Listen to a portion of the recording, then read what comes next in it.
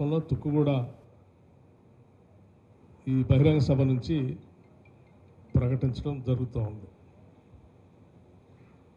ఈ ప్రకటించే అంశాలన్నీ కూడా ఈ దేశ భవిష్యత్తు కోసం దశ దిశ నిర్దేశం చేసేటువంటి అంశాలుగా ఉండబోతూ ఉన్నాయి. దేశంలో కాంగ్రెస్ పార్టీ పక్షాన కొన్ని హామీలు ఇస్తే ఇచ్చిన హామీలని పాలనని ఎంత స్పష్టంగా చిత్తశుద్ధితో సంకల్ప బలంతో అమలు చేస్తామో అది తెలంగాణలో జరుగుతూ ఉంది. తెలంగాణ మోడల్గా భారతదేశంలో రేపొద్దున మా ప్రభుత్వం రాగానే అఖిల భారత కాంగ్రెస్ కమిటీ ఆధ్వర్యంలో భారత ప్రభుత్వం కూడా తెలంగాణ మోడల్గా పాలన చేయబోతుందని చెప్పేటువంటి సందేశాన్ని కూడా ఇక్కడ నుంచి అఖిల భారత కాంగ్రెస్ కమిటీ చెప్పబోతాం. అందుకే ఇది మనందరికీ గర్వకారణం. ఇది ఒక చారిత్రాత్మకమైనటువంటి ప్రదేశంగా కూడా మిగలబోతా ఉన్నాం. ఎందుకనంటే ఇదే ప్రాంగణం నుంచి ఆ రోజు దేశ అధినాయకత్వం మొత్తం అఖిల భారత కాంగ్రెస్ కమిటీ అధ్యక్షులు శ్రీ మల్లికార్జున ఖర్గే గారు కానీ, లేకపోతే అధినాయకురాలు శ్రీమతి సోనియా గాంధీ గారు కానీ, మాజీ అఖిల భారత కాంగ్రెస్ కమిటీ అధ్యక్షులు రాహుల్ గాంధీ గారు కానీ, ప్రియాంక గాంధీ గారు కానీ అందరూ కూడా ఇక్కడికి వచ్చి ఆ రోజు తెలంగాణ ప్రజలకు ఎన్నికలకు ముందు మేము ఏ హామీలు అయితే ఇచ్చామో ఆ హామీలన్నింటినీ కూడా గ్యారంటీలన్నింటినీ కూడా పార్టీ అధికారంలోకి రాగానే చేస్తామని చెప్పినట్టు విధంగా దేశమే ఆశ్చర్యపోయేటట్టుగా ఈరోజు మనం ఆ గ్యారంటీలను అమలు చేసి ముందుకు పోతా ఉన్నాం. ప్రజలందరికీ ఒక విషయం నేను ఈ సందర్భంగా గుర్తు చేయదలుచుకున్నాను. ఇచ్చిన గ్యారంటీల్ని అమలు చేసే క్రమంలో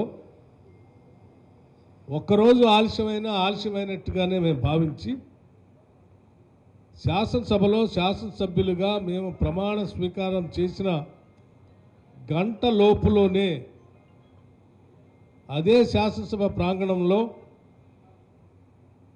మహిళలకు సంబంధించి ఫ్రీ బస్ రైడ్ని ప్రారంభం చేసినటువంటి సంఘటనని ఈ సందర్భంగా గుర్తు చేస్తూ ఉన్నాను. ఉచిత బస్సుతో పాటు రాష్ట్రంలో ఉన్నటువంటి అర్హత కలిగిన పేద బడుగు బలహీన వర్గాలందరికీ 10 లక్షల రూపాయల వరకు రాజీవ్ ఆరోగ్యశ్రీ పథకాన్ని అమలు చేసి పెద్ద ఎత్తున చూపించిన సంఘటన కూడా గుర్తు చేస్తూ ఉన్నాం. అలాగే చాలామంది అనుకున్నారు కేసీఆర్ లాగానే లేకపోతే టీఆర్ఎస్ ప్రభుత్వం లాగానే హామీలు చెప్పి 10 సంవత్సరాలైనా అమలు చేయకుండానే దిగిపోయినట్టుగానే కాంగ్రెస్ వాళ్ళు కూడా అట్లా చేస్తారులే అని వాళ్ళు ఊహకు కూడా అందకుండా ఇంకెప్పుడు మొదలు పెడతారని అడక్క ముందే 500 రూపాయలకే గ్యాస్ సిలిండర్, అట్లాగే 200 యూనిట్లు లోపు అంటే 200 యూనిట్లు వరకు ఉచిత కరెంటుని మార్చి నెల నుంచి 1వ తారీఖు నుంచే జీరో బిల్ ఇచ్చినటువంటి చరిత్ర బహుశా భారతదేశ చరిత్రలో ఎక్కడా లేదు, కేవలం తెలంగాణ రాష్ట్రంలో. 500 రూపాయలకి గ్యాస్ సిలిండర్, 200 యూనిట్ లోపల ఉన్నటువంటి వాళ్ళందరికీ జీరో బిల్లు. అలాగే పొరపాట్లు ఎవరైనా ఈ జీరో బిల్లు కోసం ప్రజా పాలన సందర్భంగా అప్లికేషన్ను సబ్మిట్ చేసే క్రమంలో వారి రేషన్ కార్డు నెంబర్ కానీ సర్వీస్ నెంబర్ కానీ వాళ్ళ పొరపాట్లు తప్పేసి లిస్టులో రాకపోతే కూడా 200 యూనిట్ లోపల మీ బిల్లు వచ్చే క్రమం ఉంటే మీరు బిల్లు కట్టాల్సినటువంటి అవసరం లేదు. తిరిగి మళ్ళీ ఆ మండలంలో ఉన్నటువంటి మండల అధికారి కార్యాలయంలోకి వెళ్ళి ప్రజాపాలన అధికారికి ఈ బిల్లు చూపిస్తే, మీ సర్వీస్ నెంబర్ చూపిస్తే లిస్టులో ఎంటర్ అవుతుంది. మిమ్మల్ని ఎవ్వరూ బిల్లు కట్టమని అడగరని కూడా చాలా స్పష్టంగా ఆదేశాలు ఇచ్చినటువంటి మొట్టమొదటి ప్రభుత్వం ఏదైనా ఉందంటే అది ఇందిరమ్మ రాజ్యం కాంగ్రెస్ ప్రభుత్వమే. అంతేకాదు, మనం ఎవ్వరి ఊహకి అందనట్టుగా 10 ఏళ్ళు ఏంటి 2014లో రాష్ట్ర విభజన జరిగినప్పుడు ఉన్న ఇందిరమ్మ ఇల్లు బంద్ చేసి ఒక ఇల్లు గది ఎక్కడ సరిపోద్ది అని చెప్పి 2 గదులు ఇస్తా అని చెప్పి, డబల్ బెడ్రూమ్ ఇల్లు ఇస్తా అని చెప్పి నానా కట్టుకథలు చెప్పి ప్రజల్ని ఒక కాల్పనిక ప్రపంచంలో తీసుకొని పోయి డబల్ బెడ్రూమ్ ఇల్లు వస్తుందేమో అని ఒక దశాబ్ద కాలం ఎదురు చూస్తే కూడా చేయకుండా దిగిపోయినటువంటి ప్రభుత్వంలానే వీళ్ళు కూడా పట్టించుకోరేమని చాలామంది పేదలు అనుకుంటున్నటువంటి సందర్భంలోనే మేము చెప్పినట్టుగా 100 రోజుల లోపలనే వెంటనే దాన్ని కూడా చేయాలనేటువంటి ఆలోచనతో ఆ చేసే క్రమంలో సాక్షాత్తు ఆ సీతారామచంద్ర స్వామి వారి సన్నిధిలో పూజ చేసి, యాదగిరిగుట్ట లక్ష్మీనరసింహస్వామి వారికి సన్నిధిలో పూజ చేసి, ఈ రాష్ట్రంలో ఉన్నటువంటి పేదవాళ్ళందరికీ కూడా మేము చెప్పినట్టుగా ఇందిరమ్మ ఇల్లు 2 గదులు ఇల్లు ఇవ్వటానికి ప్రతి శాసనసభ నియోజకవర్గానికి కనీసం 3,500 ఇళ్లు తగ్గకుండా ఇచ్చేటువంటి కార్యక్రమాన్ని అనౌన్స్ చేసి లాంఛనంగా అనౌన్స్ చేసినటువంటి ప్రభుత్వం ఏదైనా ఉందనంటే అది కేవలం ఇందిరమ్మ ప్రభుత్వం, ఈనాటి కాంగ్రెస్ ప్రభుత్వం.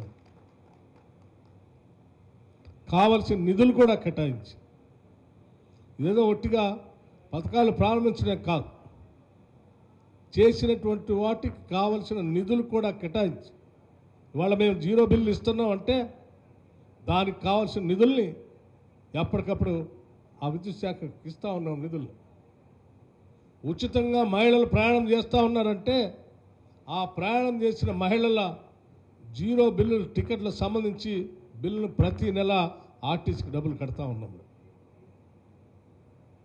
ఇలా చేస్తూ ఈరోజు రాష్ట్రంలో ఇచ్చిన గ్యారంటీలు అమలు చేస్తూ ముందుకు పోవటమే కాదు, వాటితో పాటు ఇంకో అడుగు కూడా ముందుకేద్దాం. మనం ఇది మన రాష్ట్రం, ఈ రాష్ట్రంలో ఉన్న ప్రతి మహిళని ఈరోజు మనం మహాలక్ష్మిలాగా చూస్తూ ఉన్నాం, కొలుస్తూ ఉన్నాం. వాళ్ళకి ఇంకా కొద్దిగా ఆర్థిక సాయం అందించే కార్యక్రమం చేయాలని చెప్పి ఇవ్వనటువంటి గ్యారంటీలు కూడా రాష్ట్రంలో ఉన్నటువంటి డ్వాక్రా సంఘాలకు సంబంధించిన సెల్ఫ్ హెల్ప్ గ్రూప్ మెంబర్స్ అందరికీ వడ్డీ లేని రుణాన్ని మనం ఎట్టి పరిస్థితుల్లో వాళ్ళకి అందించాలనే ఆలోచనతో ఒక లక్ష్యాన్ని పెట్టి రాబోయే 5 సంవత్సరాల్లో 1,00,000 కోట్ల రూపాయలు, రాబోయే 5 సంవత్సరాల్లో 1,00,000 కోట్ల రూపాయలు ఈ రాష్ట్రంలో ఉన్నటువంటి మహిళలందరికీ వడ్డీ లేని రుణాల్ని వాళ్ళకి అందించి ఆ వడ్డీ మొత్తం ప్రభుత్వమే కట్టాలని చెప్పి నిర్ణయం చేసుకొని మనం అధికారంలోకి వచ్చిన డిసెంబర్ 7వ తారీఖు నుంచి మొదలుపెట్టి మనం హైదరాబాద్ నగరంలో ఒక భారీ బహిరంగ సభ, మహిళా సభ పెట్టి ఆ మహిళా సభలో అధికారంలోకి వచ్చిన దగ్గర నుంచి ఆనాటి వరకు లెక్కగట్టి వడ్డీని చెక్కుల రూపేణ మహిళలకు అందించడం జరిగింది. అట్లాగే ఆశా వర్కర్స్, అంగన్వాడీ వర్కర్స్, మధ్యాహ్నం భోజనం వండబెట్టే మహిళా తల్లులు ఏ ఒక్క మహిళను కూడా ఇబ్బంది పెట్టకూడదని వాళ్ళకి ఎప్పటికప్పుడు జీతాలు ఇస్తూ, పెండింగ్ బిల్లులు ఉంటే వాళ్ళే ఇస్తూ మనం ముందుకు పోతా ఉన్నాం. ఈరోజు రైతు బంధు సంబంధించి ఒక ఆయన వచ్చి రైతు బంధు డబ్బులు ఇవ్వట్లేదని చెప్తా ఉన్నాడు. నేను అడిగాను ఆయన, మీరు నెలల తరబడి ఇవ్వలే, మేము అధికారంలోకి వచ్చింది డిసెంబర్లో, కేవలం 3 నెలల్లో మీరు అడ్డగోలుగా చేసుకుంటూ పోతే మేము కింద నుంచి మొదలు పెట్టుకుంటూ వెళ్ళాం. ముందు మొదటి 1 ఎకరం ఉన్నాయని కేసాం, తర్వాత 2 ఎకరాలు ఉన్నాయని కేసాం, ఆ తర్వాత 3 ఎకరాలు ఉండడానికి వేసాం, ఆ తర్వాత 4 ఎకరాలు ఉండడానికి వేసాం, 5 ఎకరాలకు ఉండడానికి కూడా వేసాం.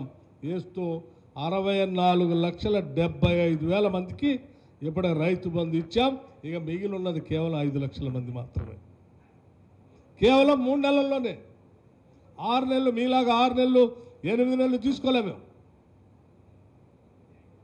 ఇంత త్వరితగతిన వేసుకుంటూ పోతా ఉంటే తగుదలమ్మా అని చెప్పి ఇంకా రైతు బంధు డబ్బులు వేయలేదన్నమాట లెక్కలతో సహా మొన్న చెప్పిన తర్వాత నోరు మూసుకున్నారు.